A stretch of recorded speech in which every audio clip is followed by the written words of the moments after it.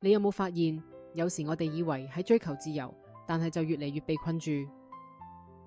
其實習慣唔會限制自由，而係創造咗自由。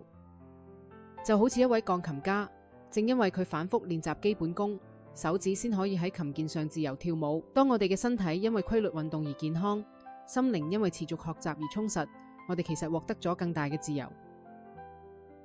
真正嘅轉變，從來唔係我想做啲咩，而係我係咩樣嘅人。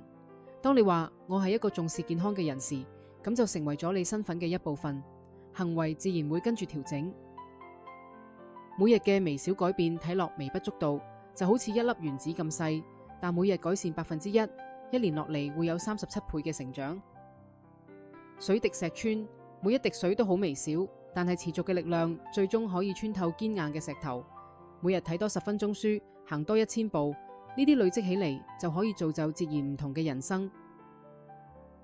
你唔只係環境嘅受害者，亦都可以係環境嘅創造者。